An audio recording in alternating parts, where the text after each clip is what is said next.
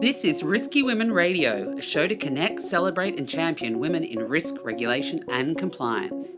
Sharing insight and perspective from the most influential members of our global Risky Women network on the latest developments we need to think about, the challenges we should all talk more about, and the innovation we are most excited about in governance, risk, and compliance. Bringing together the hundreds of senior women professionals already connected with a new emerging group of leading women and men. I'm Kimberly Cole, your Chief Risky Woman. Welcome to Risky Women Radio. Today's Risky Woman is Angelina Kwan, one of our founding Risky Women and instrumental in connecting so many of our fabulous Risky Women. We're thrilled to have Angelina join us today. In brief, Angelina is a certified public accountant and has over 27 years of experience. She's worked in the US as well as in Asia. She's held senior management positions with the Securities and Futures Commission of Hong Kong and several international financial service firms. In addition, she has held a number of committee and board positions in various governmental, commercial, and non-profit organisations in Asia. Today, we talk about the future of compliance. Firstly, though, Angelina, welcome. Hi, Kimberly. How are you? I am great today. And thank you for coming over and thank you for inviting me. No, pleasure to be here at the Hong Kong Exchange. So just to set the scene, can you share some more details of your career journey to date before we move on to look at the future? Sure. I'll just try to give you a thumbnail sketch because, of course, 27 years is hard to encapsulate. But basically, I started out in the United States and worked with KPMG and then went into banking and decided to make a complete change against my parents' wishes and moved to Hong Kong. But that was the best move I have ever made. So in Hong Kong, I worked for a number of investment banks, and I found that I really liked compliance, which some people would probably think I'm insane, but I really liked the function of compliance. So I started the compliance officers group. We got almost 250 to 300 compliance officers before I moved into the SFC.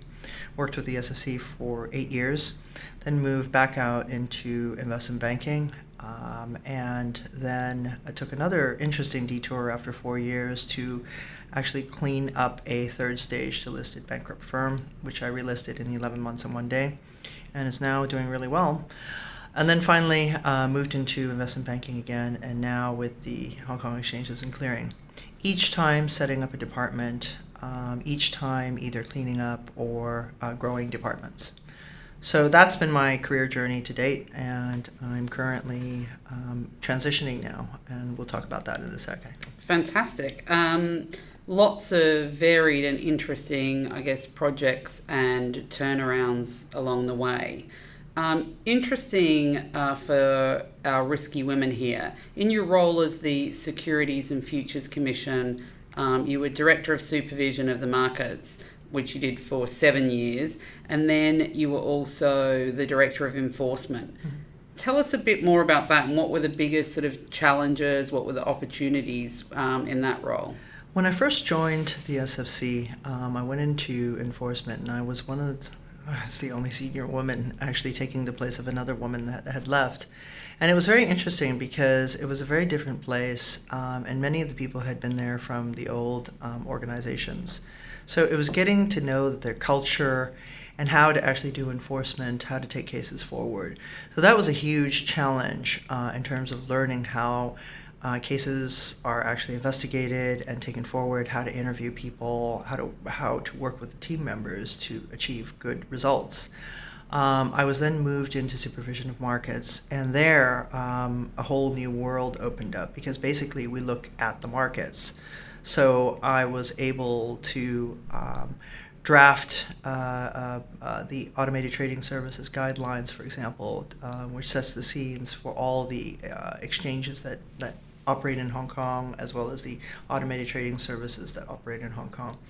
At that time, the Link REIT had some problems, and the share registrars lost some of the share certificates. So I got to write the legislation and regulation for share registrars.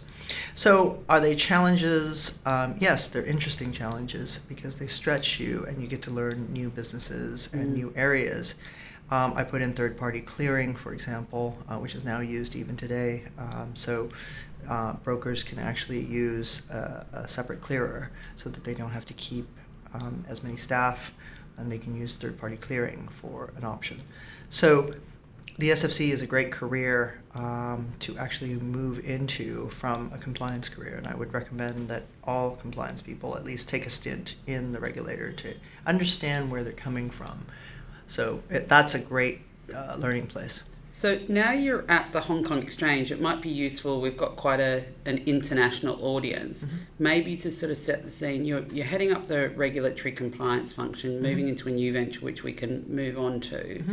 But maybe talk a little about the role of the Hong Kong Exchange, and maybe in the context of also, the SFC and the HKMA and how all the bodies work together in Hong Kong. So actually, it's funny, when I moved into the SFC, it was in 1999, around about the time of year 2000, and also right after the Soros / market intervention issues that came from that in 1997. So, and now working for the exchange, it's just very interesting to see the stuff that I used to work on actually be a part of what I do now. So basically, we have the main regulators in Hong Kong are the SFC for securities firms, funds, margin financing brokers. On the other side, you've got the HKMA, which actually looks after banks. Then you have the Insurance Authority, which is just the new kid on the block. They are the new regulator for insurance companies, insurance plans, insurance brokers. Then you have the Mandatory Provident Fund, which basically looks at the authority that looks at mandatory provident funds or retirement funds. So you've got four main regulators, and they directly or indirectly report to the government of Hong Kong through the Financial Services Bureau. And so these regulators, whilst they work together, they regulate different areas. So the Hong Kong Exchanges and Clearing was the first exchange to actually demutualize and merge. So it's the amalgamation of 2 exchanges and 3 clearinghouses. Or at that time, it was 3 clearinghouses. We now have 4 clearinghouses. So in 2000, as a part of the plan, the 30-point plan that was after the 1997 crisis, they merged and demutualized, and then they're now listed, of course, on itself on the Stock Exchange of Hong Kong. So our main regulator is the SFC, and the Supervision of Markets Division looks after our regulated businesses, and the listing function is the frontline regulator of listed companies, but it's also regulated by the Corporate Finance Division of the SFC.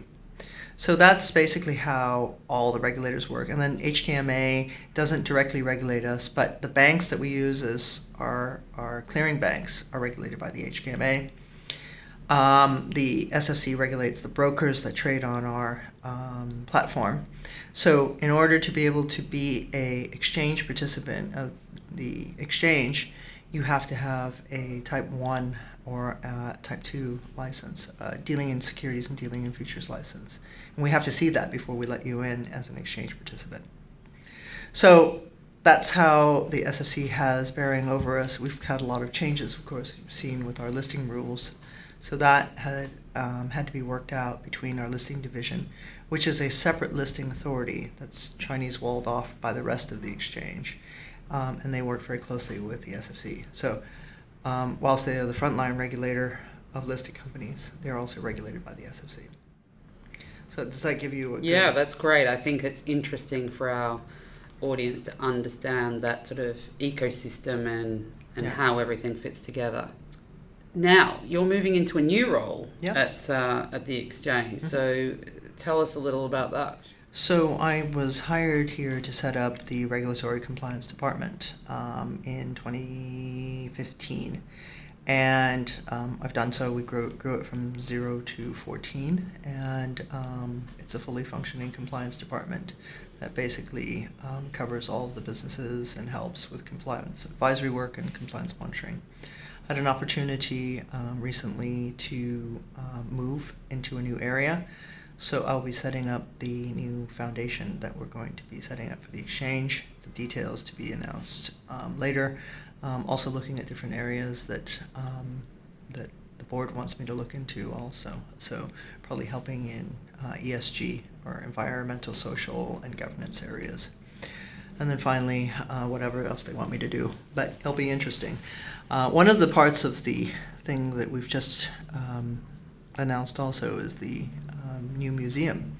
So that'll be a part of the financial literacy and investor education. That will be interesting for me. So these are all things that I find interesting. So I'm sort of looking forward to changing over. So I've set up the compliance department. Now I can go do something different. Sounds fascinating. Sounds like lots of good strands there, from ESG, financial literacy, and obviously you wear many hats. So I think it's a good area for us to talk about, given your role as the board vice chair of the Women's Foundation here in Hong Kong. Let's talk a little bit about gender diversity on boards. It's a really hot topic across the globe. How's the Hong Kong Exchange tackling that challenge? We actually just came out. Now, I can't speak for the listing division because I'm not a part of it. Mm-hmm. So I'm just telling you what is actually in the newspaper. So let me caveat that. Sorry. Yes. But what the exchange has done is it's actually gone out to consult. And currently there's a comply or explain rule in place. The point that was consulted on is to change it to an actual rule to have a gender diverse or a diversity policy in place. Is that enough? If you compare us to other markets where, for example, Australia announced today that they're actually consulting on board diversity and putting in diversity targets in place. So that was just announced today by ASX. There are things that we could probably do more of in Hong Kong.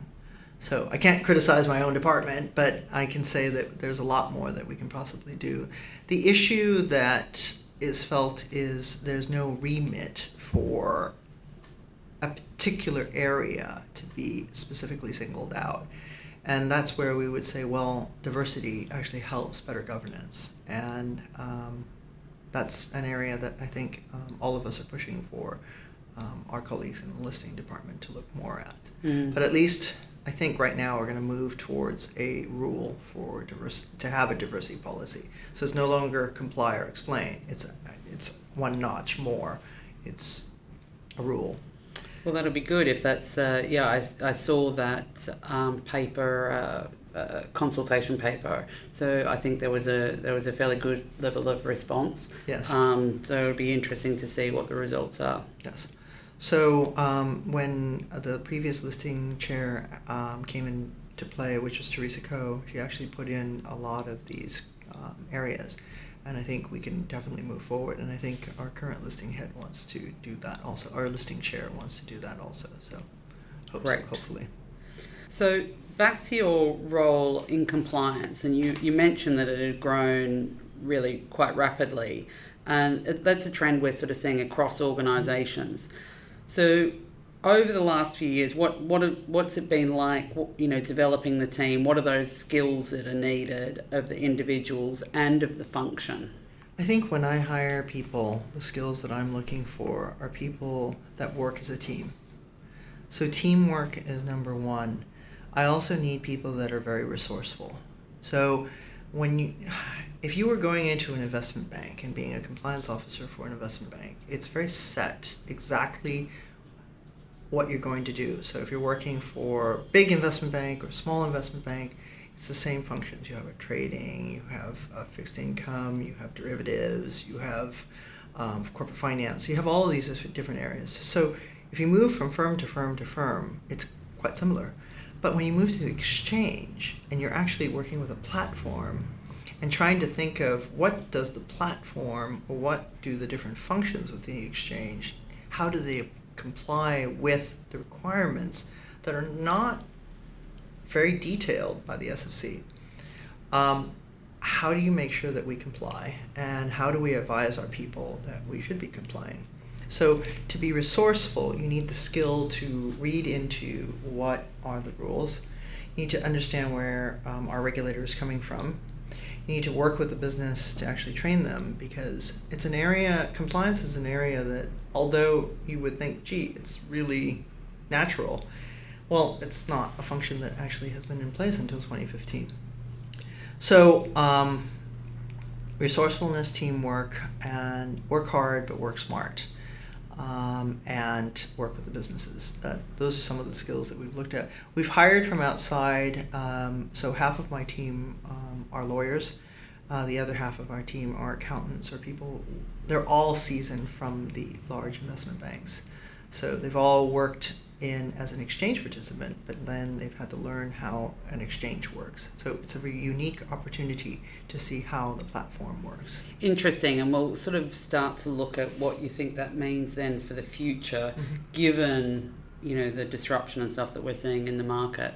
So just more broadly speaking, do you think sort of whether it's in an investment bank or in the exchange or other areas of the industry, given some of the financial crisis that we've seen, etc., do you think the compliance functions have enough influence?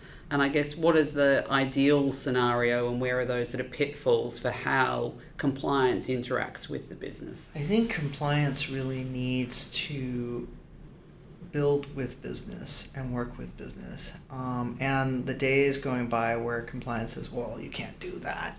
It's you have to figure out how the business can do that in a legal manner, and only when legal or regulatory manner, and only when you really can't figure out, then you need to tell the business that, look, maybe we need to structure it slightly differently. So the good days that compliance officers just say, sorry, I can't help you, that's not going to work anymore for big investment banks, for little investment banks, for even the exchange. So compliance basically has to be able to work with the business, work with regulators. We've seen massive fines, and you're seeing the enforcement department come up with trebled fines now. The CSRC actually has come up with $1 billion fine against traders that manipulated the market in China on Stock Connect. So if you're affected, or if you're like the compliance officer of that bank, you can kiss your career goodbye. So it's important that you work with your businesses so that they understand the rules and they understand the impact. It's also important that they really walk the talk and get the tone at the top right, because the regulators will hold people responsible now. And now we have a new manager in charge regime. Basically, it comes down to compliance officers, the people that are actually making the decisions are on the line. Now, to date, we haven't had any cases against the compliance officer, but it's just a matter of time because they are registered now under the MIC regime, manager in charge regime. So compliance officers have to go an extra mile to be resourceful and helpful, but yet being a resource to make sure that the company complies with rules and regulations. And sort of given that future view, so manager in charge regime, but also technology impacting everything, all industries, but certainly also regulation and compliance. What are the sort of skill sets that you're imagining for the future that will be important, and how are you sort of preparing for that now within the exchange? One of the things that hits the exchange and should hit a lot of investment banks is all the speed in which regulation changes. So putting in a plug for your product, we use your Reuters intelligence to keep ahead with all the rule changes, with the thoughts coming from regulators. So Europe has just come through with the largest piece of legislation, and we had to get our equivalences for Hong Kong. So we did all the applications for that. And keeping abreast of how it might impact our businesses is going to be really important. So if I were a compliance officer in a large investment bank, I would have to keep track of how MiFID is going to affect my businesses, and especially if I have offices in Europe, definitely affect. So the compliance officer now needs to not only be aware of the local regime, but also international regimes that have a touch in Asia. So with FATCA, that was the first step. Second step was the OECD CRS rules. So this is all having to do with tax and making sure of reporting. And now with MiFID, that really oversteps the boundary. Then we have financial benchmarks. So if you don't use approved benchmarks that are recognized in Europe, that's another issue, because then you won't be able to buy the product if you're a European counterparty. So it's just staying ahead of all of this and understanding how it affects your business. Tech, yes. Surveillance. Regulators haven't out and out said that you have to use X system, but you have to have a system where you're making sure that you're not market manipulating. So having compliance officers now need to actually understand market surveillance and come up with ways to make sure that their people have been watching over their trading, so they're not manipulating the markets.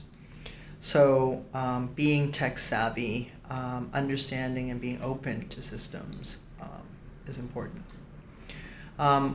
Also understanding what is the lay of the land in terms of being open to change. And that's something that a compliance officer now has to be ready for, because the only constant is change. Very true, very true. And I think that's, across all of business at the moment. Yeah, I agree with that. So we talk a little bit there about technology and people needing to be tech savvy now in the compliance role, as in many other roles. On the sort of reg tech theme, what are the technologies that you're seeing that are particularly interesting, or that you think will change the landscape in terms of how things are done in the compliance and regulatory space? Over the course of the next few years, you're seeing every exchange move towards upgrading their systems.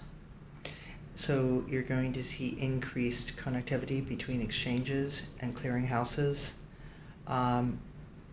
The exchange here has already announced the next gen, which is our next gen clearing. So we'll introduce a whole raft of new functions that'll make the customer experience simpler for people to get and understand and monitor their positions within the exchange.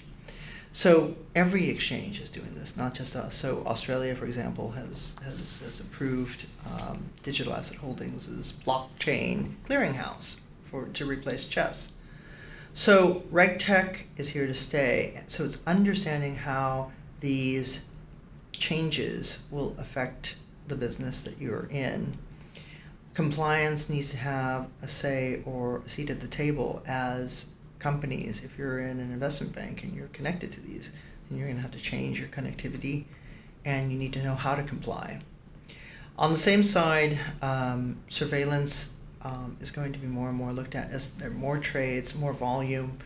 The throughput that's being put through now with Chinese trades coming through, European trades coming through, the throughput is a lot greater now. So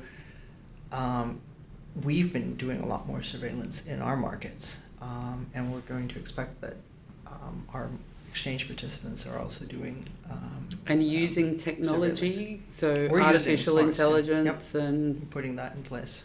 I mean, it's interesting, all the different applications of things like blockchain that you mentioned in Australia and artificial intelligence. Every exchange is now studying it, how it's going to affect the exchange operations. And if it affects our exchange operations, it's going to affect how investment banks connect in. And it'll be interesting because even small investment banks or small brokers will also be affected because they use systems that connect in. So if their system provider doesn't upgrade, then they're going to be obsolete, and the broker or the investment bank will have to change providers. So if you don't keep up with the change and the pace of change, and compliance officers need to understand this too, because they're going to be interfacing with the regulator. They're the ones that have to tell the regulator that my brokerage has changed systems. So if you're not on top of it, you're just going to be left behind. So given all of the different, the pace of change, the speed of regulatory changes that we're seeing in the market, if you were going to invest in technology to improve how things are done, where would you most like to see some faster development or improved investment? KYC, if there were ways that we can open accounts faster, do the checks better, spend less time doing the checks.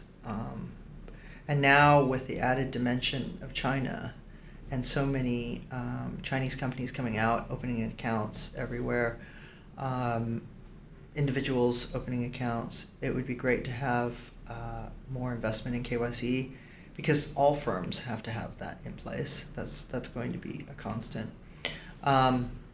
Changes in systems. That's going to be another big investment for all investment banks, because they're going to have to, as the exchanges change the system, well, the investment banks will have to actually change with it. In Hong Kong, we hope to roll out additional Connect programs. So we're looking at different areas. Now, that didn't cause a lot of grief for our brokers, and in fact our brokers loved it because they get to trade more products. They can trade northbound and southbound. So we can see that hopefully more Connect programs will be approved, and there'll be more product approval or products available for our participants to actually trade. So what other areas would I invest in? If I were a compliance person in an investment bank, I want to keep track of all the changes to make sure that my operations are not out of compliance. So making sure that I have the most fresh and hot information that's changeable. So if I could ask your company, for example, to have something that would be malleable, that would be bespoke for my firm, information that might affect my firm, that would be great. Because right now we have to go to law firms to do that. But if through AI, we could select criterion to pick information coming out from regulators, from governments and so on and so forth, of areas, that would be an area that would be worth quite a bit to actually invest in, because we're spending it already in terms of legal services, or in terms of time of just trawling websites. So that would be a good area to yeah, definitely. And I mean, even the way that maybe the data is ingested, how it's presented, all of those things I think are interesting areas. Yep. And as you said, I think the investment sometimes in the compliance areas is probably not top of the agenda compared to other things that are done within firms.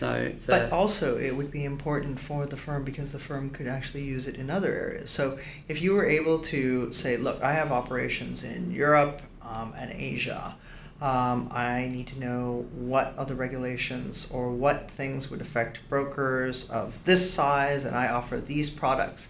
Well, it's not just the compliance department needs to know this. It's also the business people need to know this. It's research analysts that are studying this. So this data can be used by different entities within a firm. So it's an area that I think if we can get this bespoke information through AI, it would be definitely interesting for companies. Yep, fascinating area, all of the developments that we're seeing. Connecting, celebrating and championing women in risk regulation and compliance, Risky Women Radio takes an intimate look at the rants and revelations of the top women shaping the debate and the industry. So let's change tack a little bit here. I think you've already given some good advice, but we'll move on to our Risky Women rants and revelations. We're trying to give some mentorship and some guidance to the up and coming, but also just how we'd like to change the world.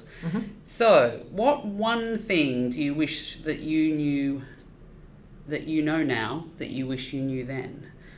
So that advice that you would give to your younger self? Don't try to save the world in everything. Pick your fights. I now have a very flat head because I've hit my head against so many walls. So I think pick your fights and make sure you win the fights you pick. You can you can't fix everything, but you can fix the key things. And that's something that I would definitely tell my younger self. The other area is be true to yourself, and that's something that I've always followed. I really like compliance, and people thought I was insane. And I followed what I liked to do, and it turned into a career. And there was nothing really planned in my career. So the third piece of advice I would give is you never know what you're going to get. And if you plan everything, you will find that nothing actually works out the way that you actually think it will. So don't be scared to take chances. So everything I've done from moving to Hong Kong has been a chance, and it's been definitely an adventure. So I don't regret anything I've done, except possibly to pick my fights a little more carefully, and to have less of a flat head. Excellent. Now, what one thing, which this is a challenge for everyone, what one thing do you wish you could change now, and why? What can I change? One thing I can change. I wish that there would be a better understanding between regulators and business people, and there could be some meetings of minds where regulators could be more business-like and business people could be more regulator-like. So if we didn't have regulators, but no, if business was perfect, we wouldn't need regulators. Basically, if the world was perfect, then we wouldn't have to have the function of compliance. So then we can all do something else. But I wish that we could change just that people do things in a more ethical and compliant manner, because it's just good business. And if I could really ask for one more thing, that we can get equal gender diversity in everything we do, because half the world is held by women and half the world is held by men. So why can't both sides be equal? Fantastic. Risky Women is a vibrant network at the centre of a global community in a rapidly growing, evolving and influential industry. Given the continued pace of change, our rapid fire round revisits the most pressing topics to share ideas and offer listeners new perspectives. Okay, now we're on to our rapid fire round. Okay, so this is just a few quick questions to finish off. Pretty easy ones for you. Okay, one word to sum up the world of governance, risk and compliance. Change. The top risk for 2018. One word. The next downturn. Okay. Cure for the cost of compliance. Attention. Biggest technology impact on compliance and risk. AI. Artificial intelligence. And your outlook for the year ahead. Are you optimistic, pessimistic, uncertain? I'm always optimistic. But it's time for another downturn. It has been 9 years. So it's very volatile right now. So you heard it here first on Risky Woman. Excellent. Well, thank you very much, Angelina Kwan. It's been a pleasure talking to you on Risky Women Radio. Thank you, Kimberly. This is very fun, and I love Risky Women, and I am so happy to be part of it. Thank you very much. Thank you for listening to this exciting episode of Risky Women Radio to connect, champion, and celebrate women in risk regulation and compliance. I'm Kimberly Cole, based in Hong Kong.